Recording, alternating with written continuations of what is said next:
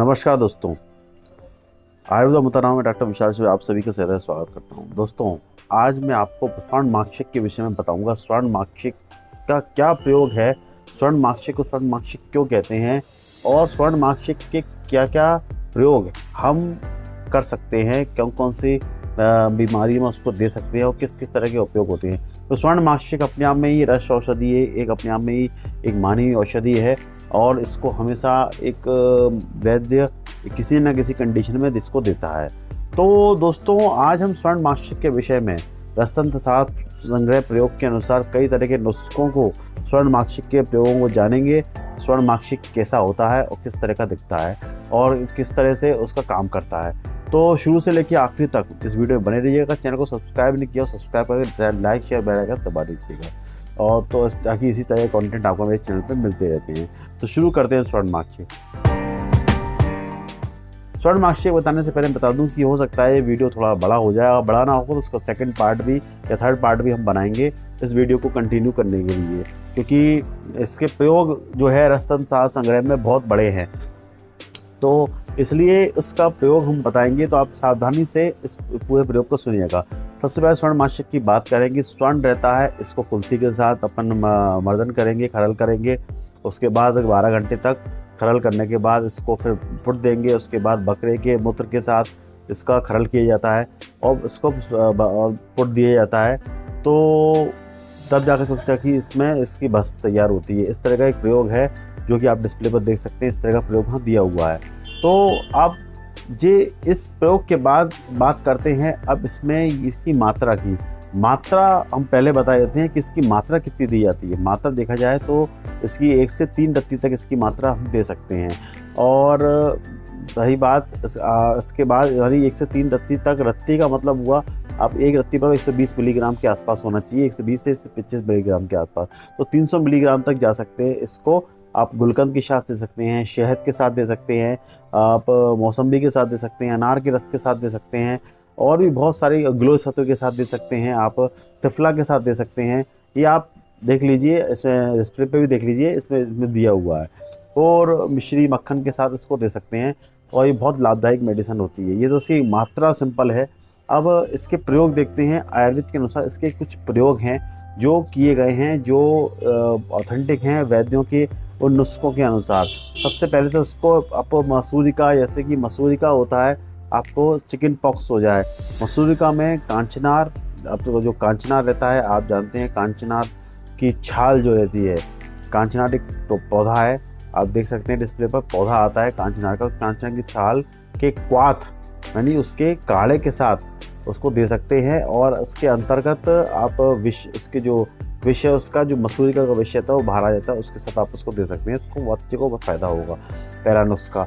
दूसरा आपका आता है पांडु रोग, यानी पांडु, कामला, हलीमक, यानी जो पांडु यानी एनीमिया रहता है, आपको जॉइंटिस रहता है। जॉइंटिस में शहद, आपका पीपल और या मूली पिपली के साथ दे सकते हैं। पीपल मतलब पीपल यानी पिपली के साथ, मूली के साथ, मूली का जो भी है मूली के रस के साथ आप इसको दे सकते हैं। आप देखिए इन सब चीज़ों के साथ मिलाकर आप देंगे तो स्वर्ण माक्षिक, तो आपका एक कामला नाम का जो रोग है वो दूर होगा।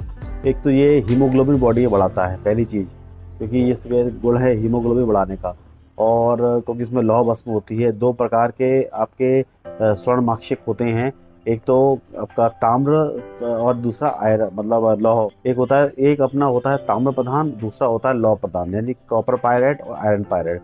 तो जो कॉपर पायरेट रहता है, यानी आपका जो स्वर्ण माक्षिक का कॉपर पायरेट जो भस्म रहता है वो ज़्यादा उपयोगी रहता है और वही बनाया जाता है। उसमें आयरन की मात्रा कुछ मात्रा में होती है, तो हम देखते हैं कि किसी व्यक्ति को ये नुकसान नहीं करेगा। तो ये इसका सबसे इम्पॉर्टेंट पॉइंट जो हमारे सामने है वो यही है। इसके बाद स्वप्न दोष में, यानी आपके अभी सो रहे हैं, आपका स्वप्न दोष में, आपको सुना हुआ शब्द में स्वप्न दोष ले रहा हूँ, इसमें ये सबसे ज़्यादा फ़ायदा करता है। इसमें जैसे कि जीर्ण ज्वर हुआ, स्वप्न दोष हुआ, आपका शूल हुआ, आपके पित्त प्रमेह मतलब आपके पित्त रोगों में मूत्र कक्ष यानी मूत्र बार बार नहीं निकलने पर इसको मक्खन मिश्री के साथ हम मिला के दे सकते हैं। जब भी आपको प्रॉब्लम हो इस तरह की, तो आप उसको मिश्री या मक्खन के साथ, ये नुस्खा लिख लीजिए, आप उसको दे सकते हैं। और फिर इसके बाद बमन होने पर अगर आपको कहीं उल्टी हो रही है, आपको वोमिटिंग सी महसूस हो रहा है, तो आप जीरे या मिश्री मिला करके शहद के साथ इसको दे सकते हैं। देखिए जीरा और मिश्री मिला के शहद के साथ इसको सबसे पहले अपन ने दे दिया।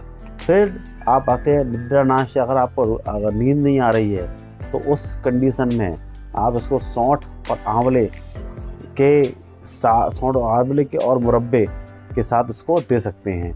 इसके बाद वृद्धावस्था में निर्बलता आती है, किसी किसी को बुढ़ापे में बहुत परेशानी हो जाती है, हीमोग्लोबिन भी कम होने लगता है, और कुष्ठ में, त्वचा रोगों में, प्रमेह, पांडु और क्षय रोगों में, यानी पांडु मतलब वही एनीमिया और क्षय रोगों में आप इसको गौ दुग्ध के साथ इसके साथ दे सकते हैं। ये इसका बेसिकली इसका एक नुस्खा है जो बिल्कुल परफेक्टली वैद्यों ने इसको इस पर प्रयोग किए हैं और उस पर सफल हुए हैं। अब इसके बाद गुणधर्म आते हैं इसके, यानी किसके अब क्या क्या किस में काम करता है। एक बेसिकली ब्रीफली जानकारी जान लीजिए। इस भस्म को पांडु रोग में देते हैं, कामला में देते हैं, जीर्ण ज्वर में देते हैं, निद्रानाश में देते हैं, मस्तक के जितने भी शूल होते हैं उष्णता के कारण जो भी प्रॉब्लम होती है गर्मी में देते हैं, पित्तज विकारों में देते हैं, यानी बहुत ज़्यादा गर्मी हो जाए, नेत्र जलन, हाँ नेत्रों पे काम करेगा, बहुत ज़्यादा नेत्रों में जलन होगी या कुछ होगी तो उसमें अपन दे सकते हैं। नेत्रों की लाली में लाली में वापस आने के लिए बमन में आपका और बाकी कुष्ठ में, कमी में और व्रण दोष, यानी आपकी कोई भी व्रण है पक रहा है उसमें आप इसको दे सकते हैं। पित्तज प्रमेह में दे सकते हैं। प्रदर, हाँ ल्यूकेरिया की परेशानी हो उसमें आप इसको दे सकते हैं। इसके बाद मूत्र कक्ष में, शिरशूल में आदि विषविकारों में इसको दे सकते हैं। इसके बाद अर्श में, यानी आपको इसको स्वादमांश का उपयोग वरना बवासीर में भी इसका उपयोग करते हैं, और उदर रोगों में कंडू यानी खुजली हो तब इसका प्रयोग करते हैं। अश्मरी, कई जगह इसको अश्मरी में भी देते हैं और कई रोगों को ये दूर करती है।